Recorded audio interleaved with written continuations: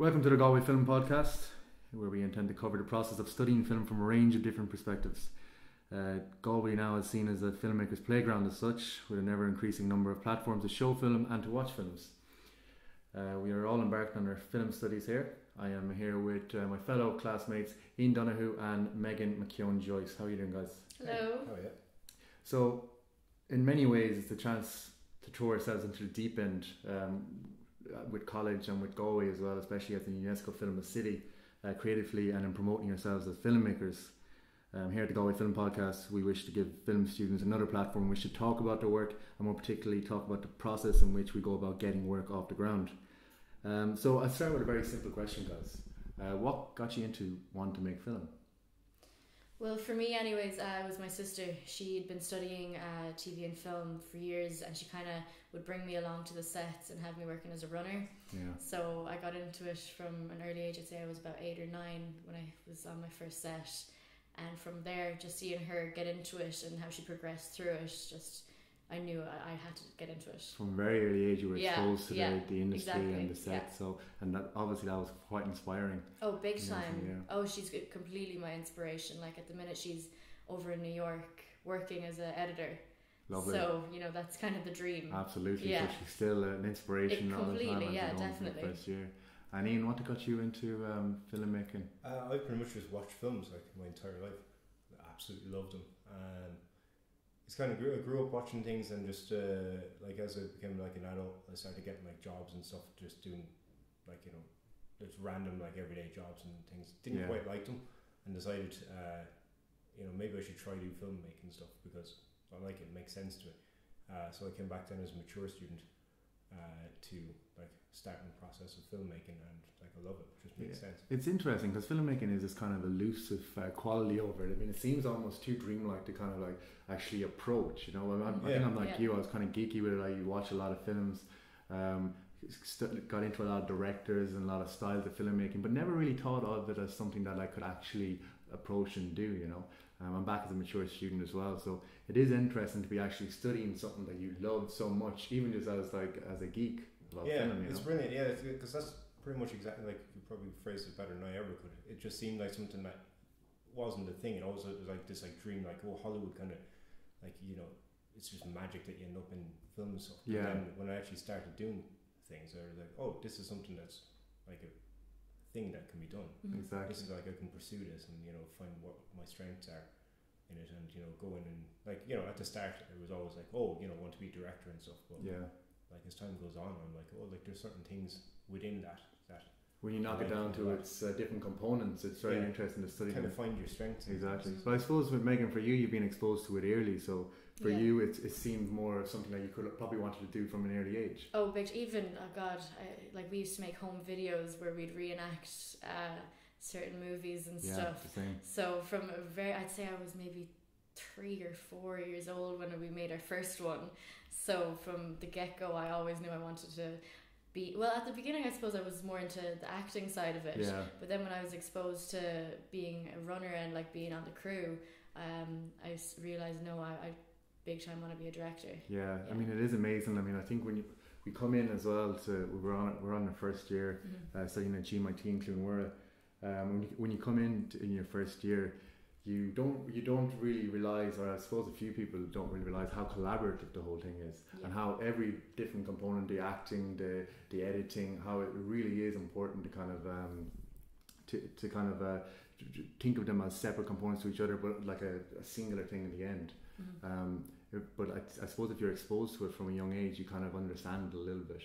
Definitely, yeah. Like for me, I always, because I have acted in the past, I always see that if I want to be a good director, I also kind of need to know how to act, because I can't expect my actors to do what I'm asking them to do without showing them. Exactly, yeah. So you see that in certain films, like with Quentin Tarantino. I'm not saying he's the best actor, sure. but at least he's able to show them what he wants them to do. Yeah, I mean, it is an interesting thing. We probably all know actors here and there around Galway, and it is interesting listening to them and what they want from a director. I suppose we all kind of started off making films with friends who wanted to try acting out or whatever, and it's interesting how frustrated actors can get by a director not really knowing what he wants, but we're all kind of playing around in the end, so it's kind of sometimes it works, sometimes it doesn't. But like listening to an actor and what they expect from a crew, it's really interesting to see the kind of stuff that you'd miss out on yourself that you wouldn't think about. So it is good to kind of like intermingle in those roles and try it out. Yeah, it's good to like learn that language of acting. It's be able to like tell the actor themselves like what exactly it is that you're looking for and like what they can do to help that come along, and like how they can help get your vision out there. You have to be able to like say it in a way that like it doesn't confuse them, but they know clearly what they should aim for.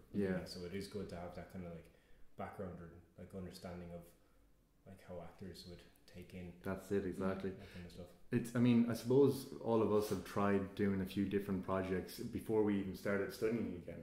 So we were probably like creating films, creating videos before we started here, and we were kind of messing around with editing, sound, all of that. What made you want to particularly go and study a degree for filmmaking? Was it opportunity, or was it that you wanted to be, you know, a kind of diverse education on it? Well, I think for me, I had made like documentaries, music videos, shorts, everything, but there was still more I knew I needed to learn, and that the only way I could do that was to go and actually study it. Really just like you can do it on your own, of course, you can learn it all on your own, but there's certain things that sometimes you just need to be shown. Sure. And for me, I just thought, I was doing well, but I wanted more. I wanted to be able to progress. Yeah.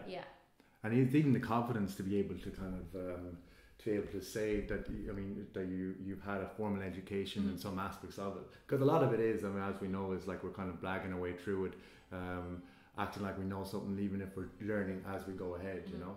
So I mean, I suppose that is an interesting part of it, to study. Some music going over there now. Yeah. We're trying to find a quiet room to do this today, but it's kind of pretty tough in a college to find it, so bear with the music and everything. Ian, for yourself, you've made a few videos before you started college. Yeah, I've made a few. Well, I was in GTI, Galway Technical Institute, for 2 years, doing film. And so GTI would have been a kind of a startup course for GMIT, or is that how they play? Yeah, I kind of went into that because like it was really accessible, and it kind of like it suited like my lifestyle kind of at the time. Well, not my lifestyle, like I wasn't like your lifestyle, rock and roll. It seemed like it made sense. It was like it was something that I heard from a few people that was a really good course. Yeah. So I went into that, and they just kind of give you free rein to like make stuff. So really? I never made anything before, like bar like messing with my brother or anything like that. I never actually made something where I wrote a script or filmed anything. So it was kind of good to go into that. Make a few things and just kind of mess around. Like I did that typical thing that most people do, and just made something incredibly dark for my first one, and then I kind of eased off then with ones after, just kind of. That's a young male thing that we do. We it seems to be a tendency. Everyone goes for the horror thing, or depending on like how young you are, they might go for the house party. That's it. Well, the stereotypical drugs party. House party. There's viewers everywhere. Like, cool. Yeah, actually, that's funny, because Galway, a lot of things you see, like maybe a little similar. A lot of it is horror, and a lot of it is a take on the house party and being at. Which I suppose there's nothing wrong with it. I mean, it's a really good way to kind of start off things, because horror is this kind of genre where you can experiment quite a lot in it. And you can get away with it, because you can have like first person views of what's happening. You can do like mess around with time lapses, mess like with just how things look. Like it's a good kind of exactly, and especially to a drama, like where you just like drama is like you straight kind of this is what's going on. Horror, you can really mess around. Drama as well depends very much on the writing and the quality of the writing. It definitely does. So I suppose with horror, I mean, it is good to have restrictions as well. I mean, and you're going to have them inevitably when you're starting off. It's good to kind of overcome them by trying to make something like get a fright out of someone in horror. Like especially Galway has that kind of macabre kind of it's kind of tone to it anyway. So it's probably inspires a lot of horror, with the Mockness Parade and with just the way Galway looks. It's very tribal kind of like. Yeah, exactly. Yeah. Horror's still pretty easy to get wrong though. Absolutely. It can come across really cheesy.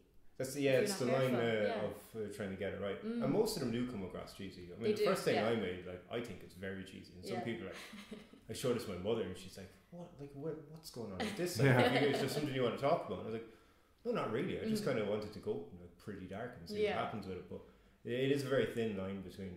But like, if it's your first thing, like, Absolutely. you know, feel free to do what you want. Like, I think a lot of people are under a lot of pressure when they're making something at first that it has to be very good. Yeah. But everyone starts somewhere. Yeah, Yeah. I mean, it's not your it's not your debut showing. I mean, Yeah. it's you have to play around and start off.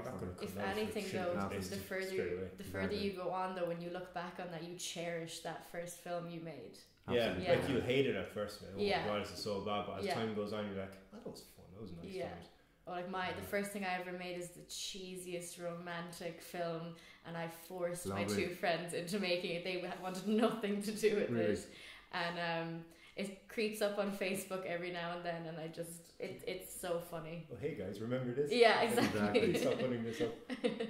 But it's I mean, it's great to when you look back on your young self, because we're very like influenced when we start off, even playing around with a camera. We're influenced by a director. For me, it would have been like when I started doing it, would have been Tarantino in my head, and wanted to be like kind of a younger Tarantino, and like and I made all my little brothers and sisters like display out all this terrible dialogue, you know, that they shouldn't really be coming out of their mouth at that age, you know. You're too young for this. Yeah, exactly. But I mean, you do experiment, because like Tarantino would say, violence makes good cinema, and it also makes good cinema to experiment and play around with when you first started, you know. And especially with horror, I feel with horror it's all about the tone. What the person, someone who gets the horror right, usually gets the tone of it right as well. Like it has like kind of like if you get it right, you're doing well. I mean, there's a number of massive directors now that started off like in horror, like Peter Jackson, like his first couple of films were flat out horror. Sam Raimi was horror. Even Spielberg, to a way, was kind of horror. I'm not sure if it was his first film, but Jewel had those thriller elements. It's kind of a thriller, bit of horror kind of element to it. But I mean, it was good for them to experiment. Just go, look, this is what I'm capable of. This is my new way of showing something that could have been done a million times over, but have a unique kind of spin on it. And Megan, who were you influenced by? Were you influenced by directors or by just films that you had seen when you started off? I'd say when I started off, it was more just films. Like at the beginning, I was really influenced by. I loved horror films. Yeah. So like Oren Peli, who directed Paranormal Activity. Oh, lovely. Yeah. Like the budget was only $10,000, and it just made so much money, and the impact it made. Like I know there was the Blair Witch Project and stuff before that, but this kind of made an explosion in horror film. Yeah. Everyone started doing this kind of movie camera. Found footage kind of thing. Yeah. And doing a lot with so little. Exactly. I mean, it's inspiring as well. It is, when we started making it's a simple idea, well executed. Exactly. Like we recently saw your film at Little Cinema only last night, and it's about making a cup of tea. This really dramatic, bombastic. Oh, it's so intense. But it's kind of it's a piss take on making a cup of tea, and it's really dramified to make it look like a kind of a superhero film almost, like, you know. Really, really cleverly done. Obviously, lots of restrictions to kind of really make it dramatic, but I mean, it really pulled off with small little things like having a tea bag come towards the screen. You said you used a string, you know. Oh no, the illusion is broken. But no, thanks for that. That was like just a simple idea, because I kind of play it like most of my day is spent like if I'm listening to something or watching something in my head, I'm just like, I wonder what if like. I'm just thinking in movies. This would be interesting to film or just mess around with ideas.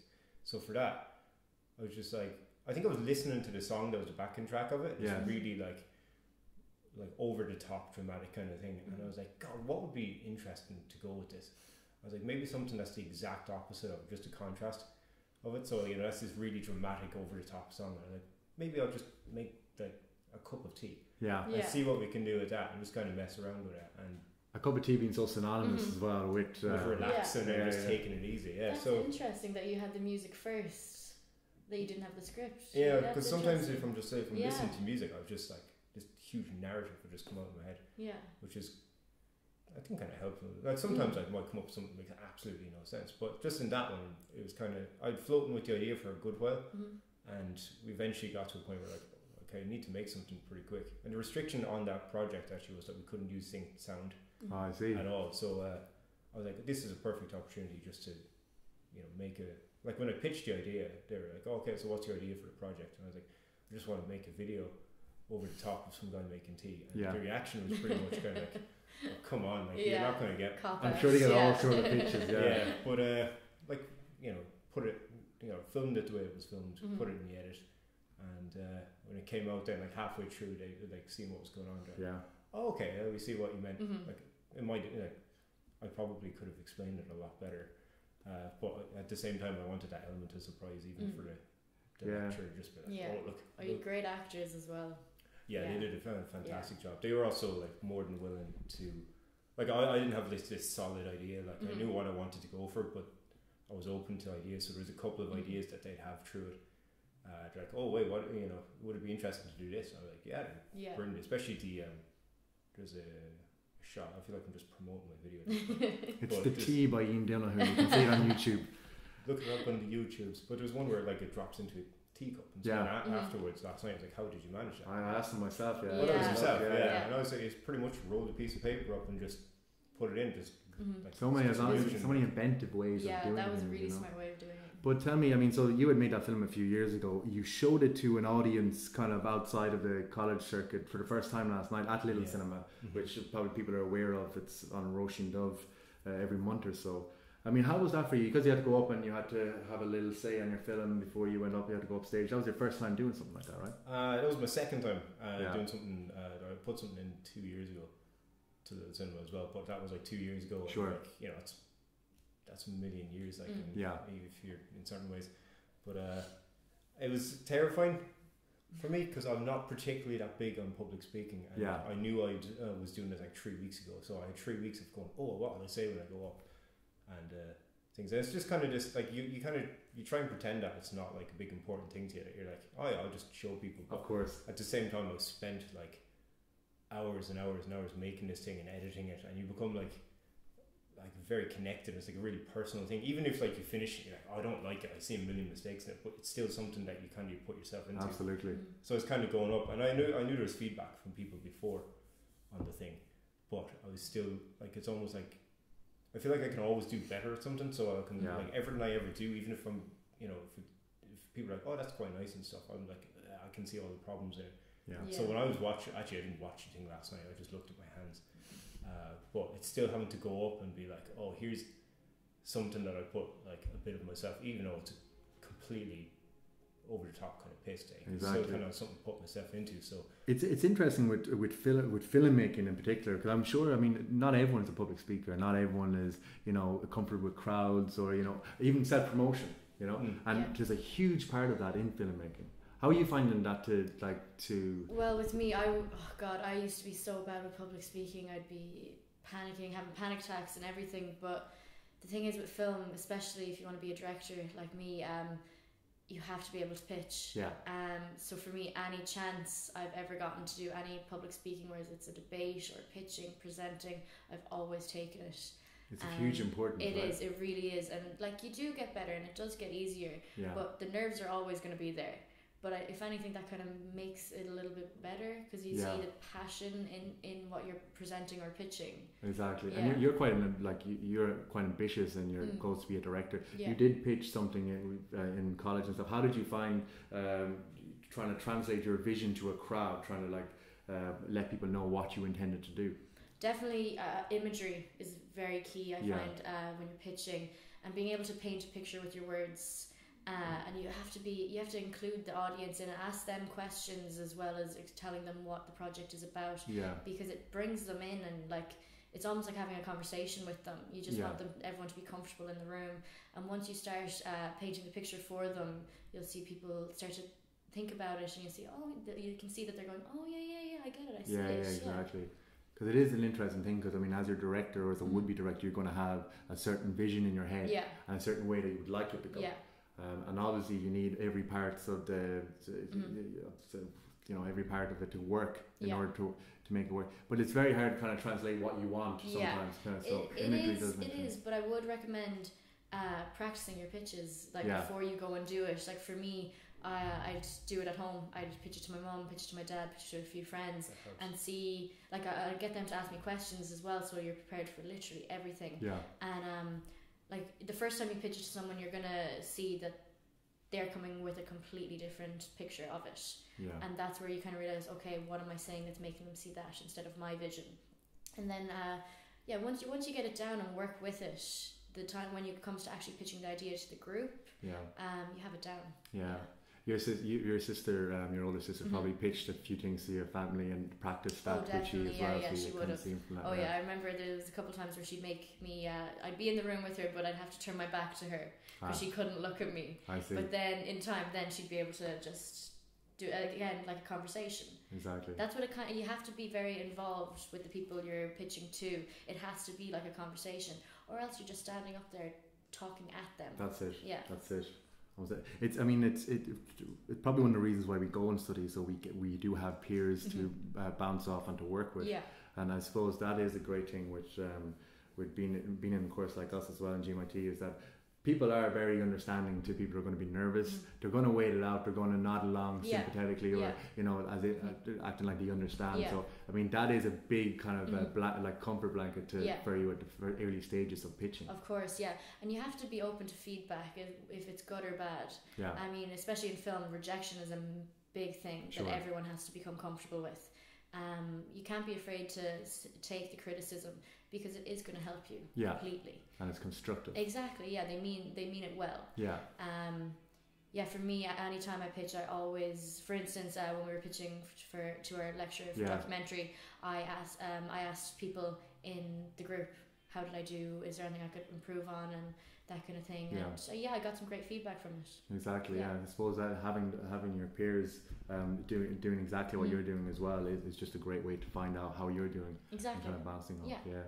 It's interesting with Little Cinema, because people are very appreciative, and people are very welcoming to you with your bringing in your film. Welcome. What was the process like of actually sending a film into Little Cinema? It's remarkably easy. Yeah. I found them on Facebook. Well, I was already attached to a group on Facebook anyway. It's just Little Cinema Galway. Yeah. And I just sent them a chat. Said, I have this video I made a while back. Would you be interested in putting it up, or what's the process for submitting? Yeah. And they got back to me very quick. It was Kenny that got back, and he said that there's some weird sound effects now. Yeah, that's not very sci-fi going on. That's not the part of my voice that half side work. But Kenny got back to me, and he just said, they're more than willing to play the video, and I just send it on to them through a website. They download the thing, and amazing. Wow. And that's it. And they just say, if you're available on the night, do you want to do an introduction for your film? And I reluctantly said yes. Yeah. And and that was it. And you go there, and it's like an amazingly welcoming environment. I guess the way we send films now and files, it changes the way we submit our films and show our films. It's such an easy progress. You can do it from home, and the fact that you can get an answer so quick, and you can you can figure out what's going on. 5 minutes of work. If you have something, you may as well just it's like pulling the plaster off. Just get it out. Exactly, it has to be done. Yeah. And there's no better way of getting used to this than by getting your work out there and getting feedback and stuff. Exactly. So I'm more willing to get feedback too. As you said, the Little Cinema are so welcoming. Like they'll take on, they'll screen any levels of film, any levels of work that people have. Like they're really into having first time filmmakers show their work. And it's great to have somewhere local that you can do that. Yeah, absolutely. And even making these films, I mean, not all of these films are made in fancy editing suites in college. I mean, a lot of them are done on a laptop. Some have been done on phones. Absolutely, yeah. And that's another thing. I mean, the way, especially with documentary making as well, the way films are actually made, it's so convenient to us to actually shoot them. So as regards phones, different types of cameras, like we have GoPros now and everything. It is interesting. It's I suppose every time is an exciting time for cinema, because it's always developing. But it's interesting now, this idea that it's so easy to actually make something. Yeah. As long as you have like shrewd editing skills and you can put something together. How do you feel about that idea with documentary? Do you think it kind of it opens up new ways of making documentary? Definitely. I mean, the fact that people now can just use their phone to record something, I think it's great, and they need to. This needs to be said to like a younger generation, people just still in school, that if they have a good idea, everyone's got a phone at this point. Go out there and film it. Exactly. Don't hesitate. There's a film I think was just released called Tangerine, that was filmed completely with phones. Exactly, yeah. And it's a fictional film as well. Exactly, yeah. And it's really funny. Yeah. Yeah. Shot in LA. I mean, it's amazing, really, isn't it? Like, I mean, I guess, I mean, what we were talking about earlier on about filmmaking being having on this almost an elusive quality where it feels like, where do you begin to get your hand on? Because it's an expensive if you're looking for all the big equipment and everything. So the fact that it's so close to us now, we can like make something. You say anyone can be a filmmaker. You just put your idea down and exactly, yeah. And it raises interesting questions about how we will be making films. I mean, for example, the 360 cameras that are coming in. I haven't heard them being referred to as a fad yet. But I have a feeling somewhere down the road it will. It's very interesting. Developments, like the way things are going, like 360 cameras and VR becoming. Is it a bit overwhelming, like everything coming in, or do you feel like that's a challenge to take on and kind of get to know? It's definitely overwhelming because the way I look at it, you'll finally learn how to use a piece of equipment, and then something new is out. You have to stay up to date and stay current with everything that's coming out if you want to be successful. Exactly. I mean, and I suppose that's part of a lot of business as well, and it's a part of, you know, it's something that a lot of people deal with. But I suppose for filmmaking especially, like, I mean, it really is important to kind of get up to touch with what you're working with, you know. Like if you can get the basics down for pretty much any part of filmmaking, especially when it comes to cameras and stuff, if you get the basic knowledge of like what you're doing with a camera or like certain settings, like in a lot of ways, like with all the new things coming out, there's like connection with the, like, you know, might be slightly changed, but if you know the basics of the thing, you can kind of progress and go, maybe this is like what this sort of like means on a certain camera, or else, you know, if it's 360, maybe, you know. And you don't necessarily have to be a technology geek to kind of be able to visualize and make films. Like, I mean, this is the idea of being a collaboration. Is that if you don't have the head for the technology of it, it's not something that's going to stop you making films. Exactly. No. It's like it's just practice. Just everything's practice. If you're passionate about it, you're going to get it. You're going to learn at some point. Like no one ever starts these things knowing everything. Everyone, like even Scorsese, has started like by just like nothing. You know, maybe know nothing at the start, loving film, and then just kind of progressively learning as he went along. I mean, he'd say to himself, he's still learning. That's it. That's filmmaking is just it's an ongoing learning process. Interesting with the Lenny Abraham's Room just kind of being nominated for an Oscar, and there's a lot of talk about how it's great for the Irish film industry and everything, but some very imaginative ways of filming there in the space of one room. It just goes to show, it also reminds me of your film The Tea, where it's like you do so much with so little, you know. You really can, like, as long as you can visualize something, as long as you have a kind of a story to tell. As long as like anything can be made like interesting if you just have imagination. And you can experiment with something with anything. That was another part of the thing. I was like, tea is a boring, like boil a kettle, fill a cup. But I was like, let's make it interesting.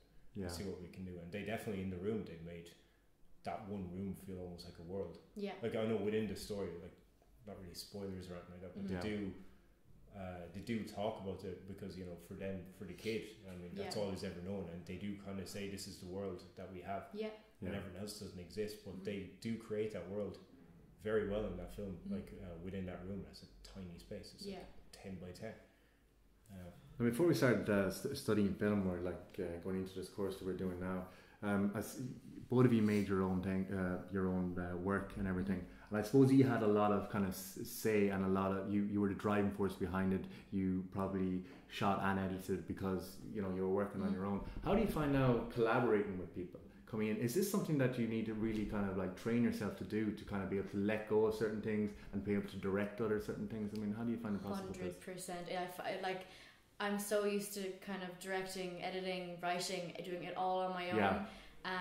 That for me, it's quite difficult to give up that control. It's something to get used to, but it is, like, it's once you get used to it, it's great having that support throughout it. It makes it, like, I'd say since this course, what I've shot so far is way better than anything I've done in the past. Because I've had a group, and it's almost becomes like a family. Exactly. Like the crew is definitely key. Like you need to have the support there from everyone, and you usually will. That's true. I mean, it is interesting because I think when you come in with the same mindset to college, and you think that you can, you know, pull everything off, and you have complete control of everything, just because, you know, you're used to working that way.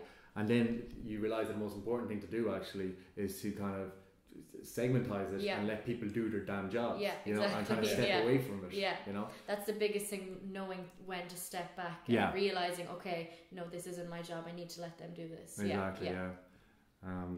I mean, I suppose your experience in Scotsafari, you've been working a lot in cinematography. Yeah, that's mainly what I'd be going for. Yeah. So you have a big interest in cinematography, obviously. You're big into your photography to start off with. How have you found, from what you used to do before as regards photography to what you're studying now, do you find studying stifles your creativity or lets it, I don't know, flourish? I feel like it lets it flourish. I mean, I'm constantly learning like new ways to be able to tell stories. Yeah. And like what looks good. I mean, because every time I watch a film, I'm always scrutinizing it anyway. Well, not scrutinizing, but like looking further than just what's happening on screen, like how it's shot and how it looks. Analyzing it, yes, much clearer way of saying it. But no, I feel like the further we're going along, the more creativity I'm getting in a way. The more tools you're getting as well. Yeah, the more tools I learn, like what works, what doesn't. A lot to be said for professional feedback as well, right? Yeah. From the people within the industry. Yeah, especially like our lecturers, like who are people from the industry, like they tell you something. And I definitely enjoy getting feedback. Yeah. As well, I almost asked them like if they said something was good, I'd like, if you could give me a critique at some on anything.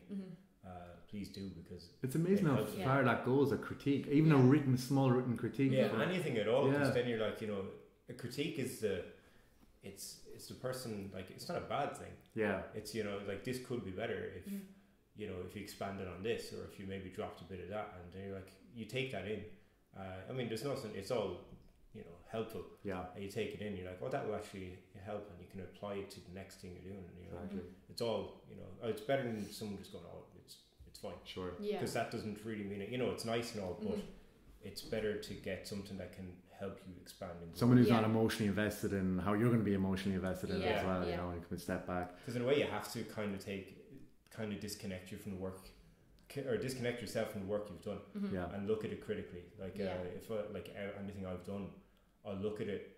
I'll try and spend as much as I can of looking at it as an outside person and separate myself from it. So I'll be like, oh, this could have been fixed, or I could have, maybe changed a shot here and there. But like, I do enjoy people giving me more feedback and stuff. And it's like, the more I get that, the more I know and the more creative I can be. But I feel like definitely getting more creative. Yeah, the more I learn. I think you still have to be careful though about getting too close to your work.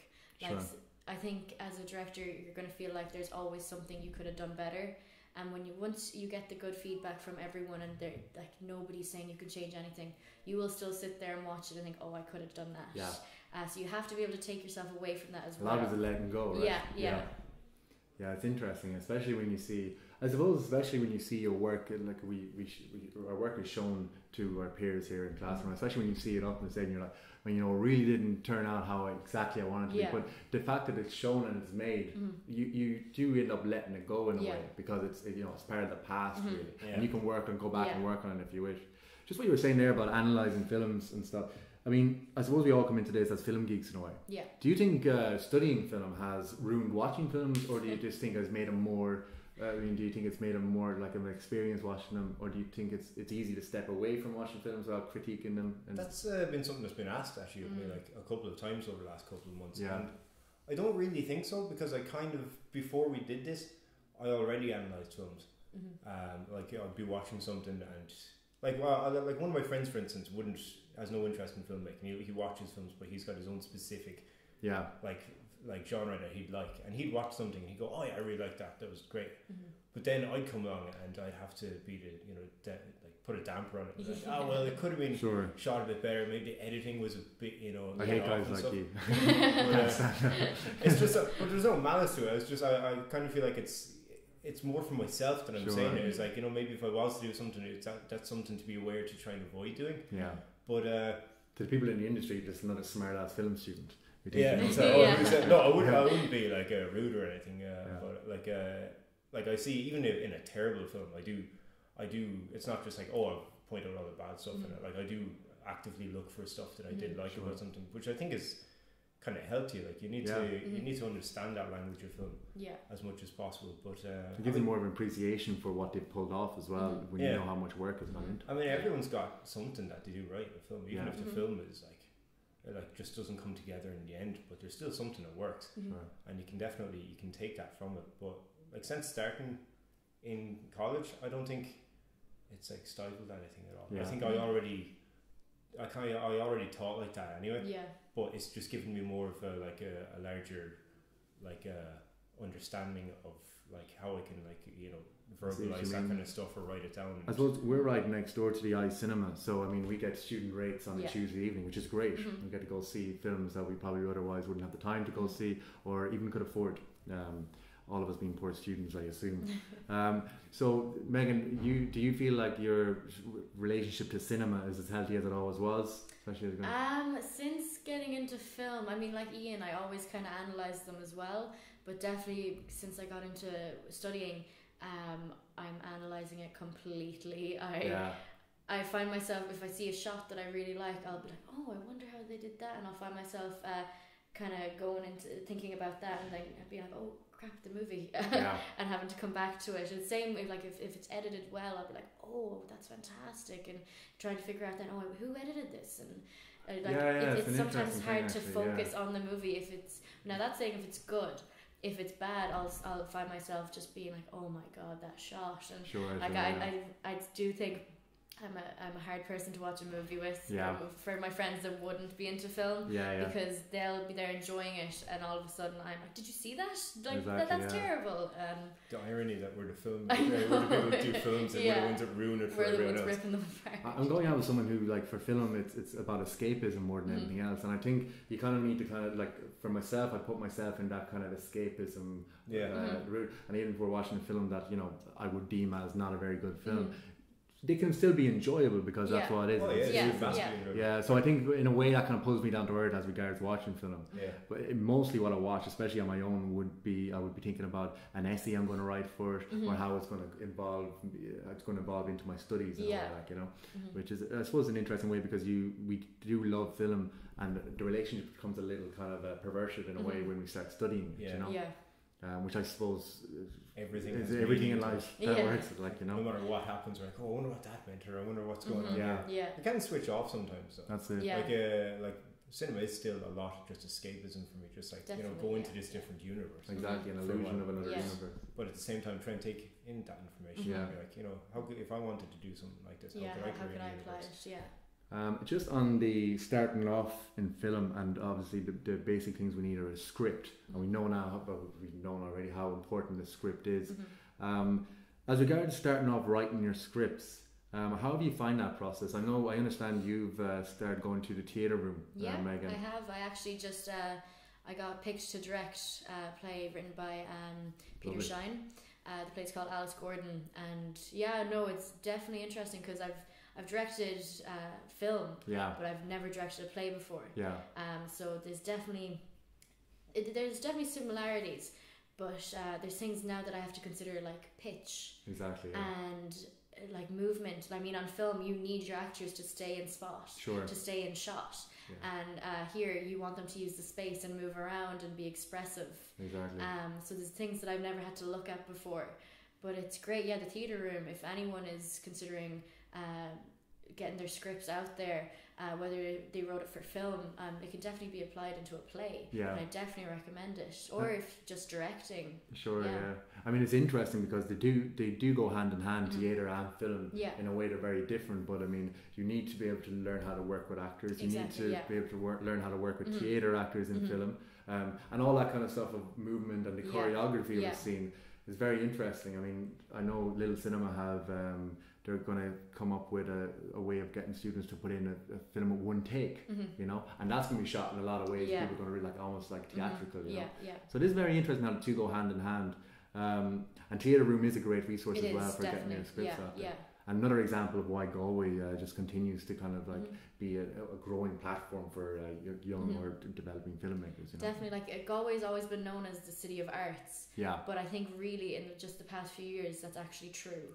Like we've always had a great culture in Galway, but now like you've outlets for your film and writing and everything. It's fantastic. And even to watch film, there's a new art house cinema being built.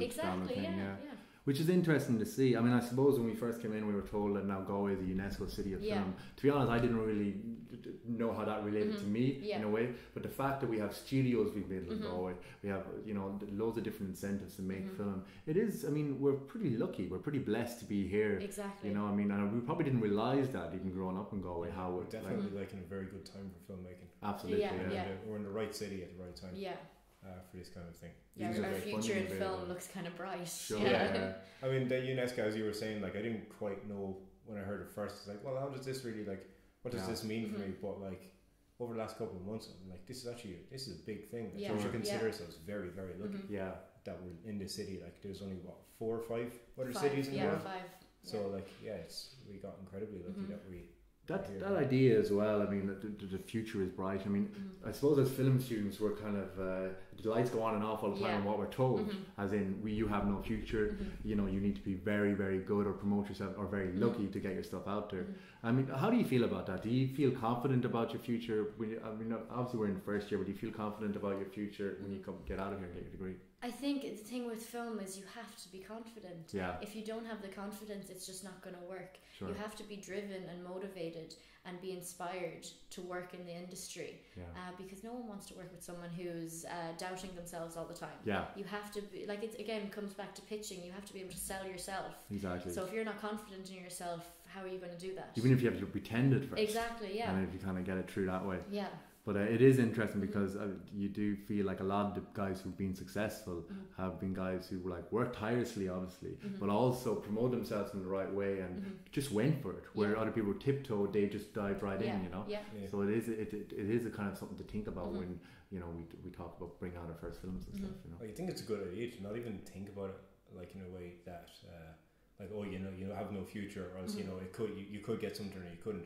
Like if you concentrate too much on that, you're going to get too held back by that. Sure. I think you should just keep making stuff and just keep working hard. Just do your stuff, and things will happen. Just go in with that mindset. It's like, I know I'm going to get stuff done, and don't be worrying about like how it could go wrong, because that's not going to help you. Just worry about how you can go, or not worry, but concentrate on how you can get things to go right. We were talking earlier on about the Waking the Feminist movement at the Abbey Theatre, and how it was kind of highlighted that there was so few works of written plays that were written by women. I mean, this is a thing that's kind of a universal thing with film, that there's not enough women directors, women don't get good roles in film. So I mean, at the early stages in the first year, what can we do to kind of like change that? Do you think that it's something that's inherent in the system or inherent in the industry? I mean, as yourself, Megan, now, how do you feel? Do you feel that you've seen remnants of this? I definitely have. I mean, I've worked in bits where I've seen, like personally, I had to co-direct before, where I was working with a man that was completely anti-women. Yeah. And it's one of the hardest things I've ever had to do, and it was a college project, so there was no way around it. I had to do it. I see. Dealing with that, it's very difficult, but the only way to do it, the way I look at it, is if you sit back and do nothing, you're as bad as that person. Yeah. You have to voice it, you have to, because otherwise people can be so silly and stupid that they just think, they don't even realise they're doing it. Sure. And you just have to voice your opinion and make that person realise, do you understand what you're doing? Yeah. Women in film, like, this happens to them all over the world, and it's ridiculous. In 2016 it's still happening. And personally, for me, I think, for like talking to you two guys here now, if you can get a woman on your crew, like, it's not hard at all. Like, there's plenty of women in film. Sure. It's just sometimes it's best to, how do I phrase it, there's no shortage of women in film. Yeah. That seems to be a theory that's going around, and it's not true. There's always, like, we're all studying, and there's plenty of women in the course that have many different interests. And women who love film as well. Exactly, it's not just like kind of a fanboy thing, right? There's this, people seem to think that it's a man's job. Sure. And it's not whatsoever. Which is crazy, really. Exactly, it makes no sense. Yeah. I mean, people forget that when editing first happened, it was mainly women that were editors, because they had to cut and paste everything, and so they were viewed that, okay, their hands are more delicate, so they're the best people for the job. So women have always been in film. I mean, I suppose there's, and Ellen, correct me if I'm wrong, Mm-hmm. but I mean, so you're quite an outspoken. I mean, you want to be a film director, Mm-hmm. and you make no bones about it. Yeah. And you make no bones about it, you know, your directing style and Mm-hmm. how how you're quite you like to be in control, Yeah. or how you go about Mm-hmm. making films. Do you think maybe men are kind of they don't like to see a woman in such a controlling controlling role? Do you think that has anything to do with that? Like, I mean, why few so I women wouldn't directors? say all men. Yeah. Obviously, there is men, yes, definitely, that find it difficult to relinquish the control to a woman. Sure. I think that's just something that in time people will learn to get over. Yeah. Because, like, some of the best films out there have been directed by women. Absolutely. And like me myself, I have worked with people and I have directed where I have noticed the crew members, if they're male, sometimes they'll hesitate when I've asked them to do something. Yeah. And they'll think, oh well, no, I think we should do it this way. And sometimes, like, I am known to be quite a strict director. You just have to turn around and say, no, we're doing it this way. Yeah. Yeah, I mean, it's interesting to see it in such early stages as well, even Yeah. with like just a few projects that we've done, like that you have come across sexism in film, like you know? Like you wouldn't think in this year, in this day and age, that it's still happening, but it is. And you say, I mean, it's important for women to stand up and actually go big for time. it. Yeah. It's probably just, I mean, just as important for men to to stand up for women and to encourage women and also to to just engage and be welcome into this thing of men having this idea of like and it's not every man obviously, and it's but it is an interesting thing, especially at the early stages that you have seen it. So I think men have a responsibility there too, to kind of like actually be active and be an active feminist, which is kind of a strange thing for a lot of men to kind of think about, but it's going to really let the industry kind of flourish if we do this, Like, I would highly encourage men everywhere to research Waking the Feminist and to look up he for she. Like, there's lots of things men can do to help this process. It's just getting it out there. Absolutely. So I mean, working outside of the filmmaking process, I mean, so when we let's talk about how we first come up with an idea. So how do you kind of what's the process? Do you write it down, like, so for a film? Or for me, weirdly enough, all my ideas have come from a dream that I've had. Interesting. I kind of spooky. I do try to keep a dream journal, so I can wake up during the night, have a crazy dream, write it down. It's very hard to keep up with it, but it's nice to have a creative mind when you're asleep, actually. Exactly, and it's a great way to start remembering your dreams. Absolutely. So if you're coming up with ideas in your dreams, absolutely writing them down just makes sense. What about you, Ian, when you have an idea for like I've got like a little sketchbook where I just write it down. I don't always have it to hand, so I might just write it down on a memo on my phone. And later on just come back to it. Sometimes then I might just do a mind map, just put a word down on a page, just go, I wonder where I can go from here, and just see how that goes. Like, there's like a lot of ways where I just have the idea, and maybe I just might hold on to something for a while, and then kind of come back to it and be like, oh, maybe I should write something about this or see where it goes. Because I've written so far, like, most of the things seem to be wildly different from the last thing I did. Like, the first thing I ever made was like, it's really dark, like psychological horror kind of thing. The second one then was there's been a few in between that, like a couple of music videos, but then I did the T then, which is polar opposite. Like absolutely. It's good to kind of comedy kind of. It's good to like challenge yourself on that kind of tone wise. I just kind of like just mix around with things, like just open that book every so often, just go back a few pages and be like, oh, there's an idea I had from a while ago. It's like, I have something else I can add to this now. And it's important to keep as well. I mean, in college we're kind of given you're kind of starting off from scratch, so you're given like the visualization process on something small like making a cup of tea or something. And so I mean, it's important to kind of keep your own ideas, because they're not always going to be used in the education process. So and obviously it's important to do stuff outside of college as well. And we're kind of like working in our own way to try to get stuff made outside college, and everyone's doing it in different ways. How have you found going back out there now trying to make films? You obviously had this new confidence, new peers to work with. How have you found that kind of going back out there and making film? Oh, extremely enjoyable. I mean, I don't think I've ever been so busy in my life, because the way I look at it, in this industry, you can't afford to turn down any work. Take Sure. on everything you can because it's fun. Yeah. It is. Like this is probably the best job anyone could ever Exactly. have. Even the creative process of just coming Exactly, up with what you're going to yeah. do. Yeah. Like seeing something come together is just amazing. Oh, it's like brilliant. you might have those doubts at the start. You're like, ooh, like I wonder how this will turn out. But Yeah. when you actually go out there and start doing it, Yeah. this is why I Yeah. do this stuff. Yeah. I love it. Like it's enjoyable, and then That in the edit, pride you have when you see the finished piece, like there's no better feeling. yeah, it's Yeah. like this is something like, Yeah, like, yeah. you've created. This was from just an scratch, idea, like. and now it's there for everyone to Sure. see. It's like this art of putting dreams down on like something that people can view. Yeah. Exactly. Yeah. It's almost kind of like that. You just have an idea, Mhm. put it out there, Yeah. make the thing, and then you're like, this is something. How about with documentary work? Mhm.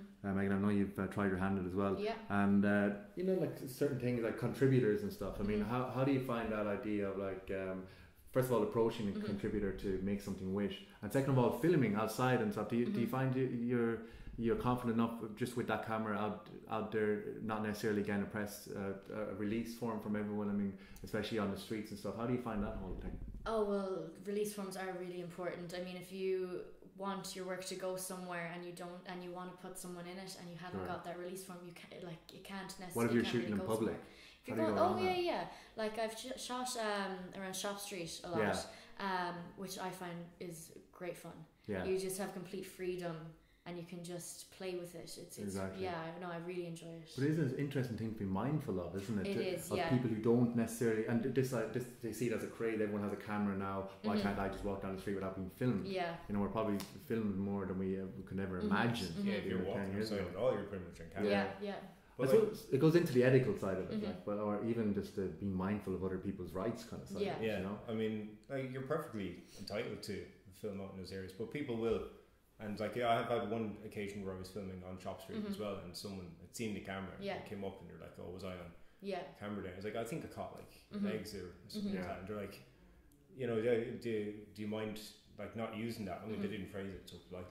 Yeah. Yeah. Of course. Yeah. They weren't rude or anything, but they were perfectly entitled to just be like, you know, Yeah. not too comfortable having Yeah.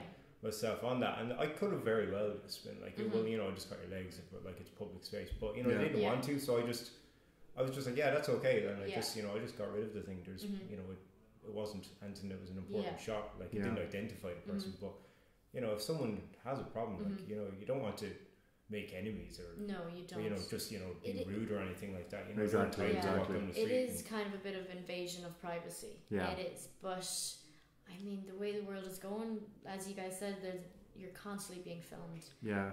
It is something I think people need to be more open to. I guess as film directors and filmmakers, we're almost kind of pig-headed about this. Yes, Like we're yeah. kind of like, you know, It's this like, I is- want to make like film. Yeah. But it is an interesting thing because I mean, what seems like, you know, our right to be able to do this. Mhm. I mean, you are invading other people's kind You of are, private. yeah. So it is an There's that interesting. sensitivity. To Mhm. know Yeah, when exactly. to Yeah. And go back. sensitivity is hugely important with It documentary is. making, Oh, big right? time. Really Yeah, is. yeah. That's one thing I've definitely learned since we started. Mhm. It's Yeah. like one of our lectures has been amazing at like you know, because you do have that kind of pig-headed thing where you're like, oh, I want to film this is Yeah. what's going on, but he's Mhm. been like amazing at like he's a person that has experience Yeah. doing this. I've been just like, you know, someone mightn't want this, so if they Mhm. don't, like, you know, just make Exactly. the call. Yeah. Like, you know, if you can do without the thing, you can get something else. Do it, Exactly. but you Yeah. have to that sensitivity and like empathy for other people Mhm. of like when you should and shouldn't do Yeah, stuff. yeah, It's like it's a huge lesson in Mhm. itself to know like, Yeah. what Yeah. you should do yeah. that won't. A huge lesson Yeah. in even your own humanity, like Yeah. you Yeah, know, just your as a morals, person, you know, it's just kinda and like, where you know, you stand. Are you Yeah. the person who are going to like, you know, do it no matter what? You just know? look at it from their point of view. Yeah. and Yeah, most yeah. of the time you'd be like, yeah, okay, that But person's you got do get different angles on this. You get like you know, people who think it's fine, it's their tough luck, and you Mhm. get even in college, and then you Mhm. get people who are saying, no, you really need to be careful what you do here. Yeah. And we do have forms that we're we're studying at the moment, all the different forms, all the different insurance, all Mhm. the different lease. It is a big part of filmmaking, isn't It it? is. There's red tape, there's a lot of bureaucracy Yeah. there, and it's there for a reason. Mhm. It's there to cover your ass, like once you get it done. Mhm. I mean, Yeah. so even like organization and the producing side of it, this is a side that I'm beginning to discover Yeah. how important it is. Mhm. I don't think it's something necessarily I have the head for myself, Mhm. but it just goes to show you do need a good team, a good crew, and Oh, definitely big good time. producer. Yeah. I'd be kind of the same. Like the, Mhm. the production side of it, I realise is massively Mhm. important Yeah. because without that, you're not going to get it made. But No.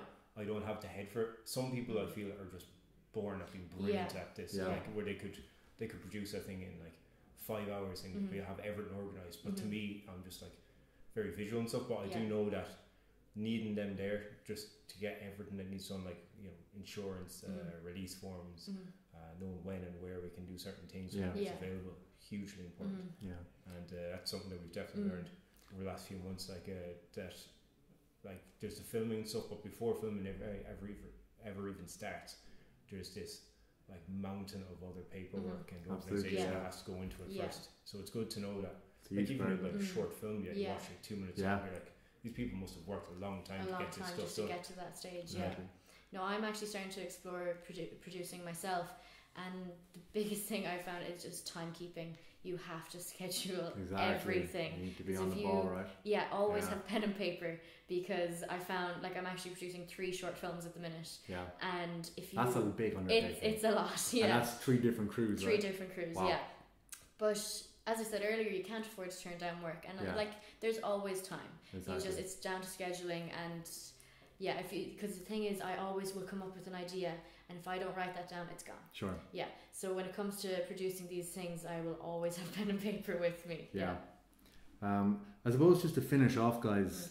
I mean, what kind of aspect of the industry are you looking to get into, and where kind of do you see yourself? What role as a filmmaker do you see yourself? What do you have any ideas that you can see yourself, say, when you get out and you get your degree? What would you like to gain from a course, like say a degree in film and documentary, as it's now called here? What would you like to go out into the world and embark on when you leave? For me, I mean, if you had asked me that when we first started this course, I would have said I wanted to be a film director. Yeah. But now I'm really going towards documentary. Really? People are so interesting, and I think someone said this to me. I think it was yesterday. The stories are already out there. Sure. And they need to be told, and they're fantastic. Exactly. I want to be able to show that. So I really think I could end up going into documentary and directing them. Yeah. Is there any documentary that really kind of like stands out for you that you would you can imagine that you've seen recently even? Amy was fantastic. Amy was very well done. Was very good. Yeah. A lot of people are very really impressed with Amy, and for students, it's probably our zeitgeist film where it's the one that we kind of hold up on a pedestal as the really good documentary. Yeah, it's just it hit all the right marks. It really did. Perfectly. Yeah. And turned, like as I was saying earlier in class, it turned Amy Winehouse from a person that I didn't really care about before because the media just had always done this thing to someone that I felt like really bad for. By the end of that, I completely empathized with her. By the end of the documentary, and it's like it humanized her like a lot. Like it's a pity no one did that when she was actually alive. Like something could have been done with people. Which is what film can do, is a retrospective on a person's life. That's not necessarily what the media shows, especially independent film. Just if it's done right, like. What about yourself, Ian? You're big into the visual side of it. Has your kind of mind changed on what you would like to approach? Would you try your hand at directing more? Well, I would have said, like, if you asked me at the start, I would have said probably directing and stuff. But that's before I knew like what the industry, like all the different parts of it that came together. I would have said directing, because I was like, directing, covers everything. But it really doesn't. Like since I started, I learned that like being a DOP is something that I think fits me more, because I'm so visually based and everything. It looks, you can create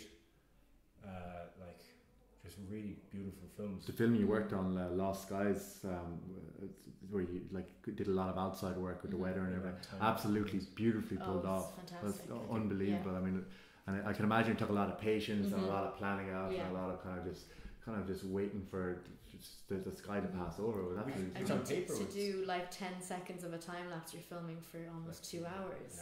Insane. Yeah, on paper it sounds like it'd be really tedious, but I know I love it. It did all those times fun. I mean, I was there with the director the whole time, just having a laugh waiting for these things to happen. So when you're doing something you love and you have a vision, you don't mind getting your feet wet over it. Absolutely, and actually you take that on kind of happily, the troubles you go through it. It's almost it's like waiting for that shot of if you're a nature documentary, you wait in that bush for so long just to get that right shot, and when you get it, it's almost when before. You get it, it's like there's no better feeling. There really isn't. So I'd probably go like cinematography, I would think. Or I'm kind of considering doing something in lines of like like 4D special effects. 4D is a That's- very 4D is interesting very part of it cool. as well. That's also hugely like Yeah. based on like. This is a module we just started 4D, and it just kind of opens your mind up in a completely different way of what you can actually do with film. And like we're starting on Photoshop at the moment, and I've been kind of playing around with Photoshop for the last year or two anyway. Yeah. So it's kind of like, even though I've known stuff about Photoshop for a year or two, it's still like even the first lesson, I'm still learning new stuff. It's just a massive thing that you can. It has been a Brokeback Mountain for me, unfortunately. The sheep are not real. I just couldn't believe it. It's like nothing's real anymore. Nothing, no. But yeah, one of those two, I would say. Yeah. Good stuff. Well, listen, guys, it's absolutely a pleasure talking to you. Thank you so much for coming in and talking to us. And thanks for having us. Yeah, thanks for having us. And hopefully we'll have another podcast next week. Anyone interested in contributing or any ideas, please let us know. And we'll see you all next week. Thank you very much. Thank you. Bye. Bye. Bye.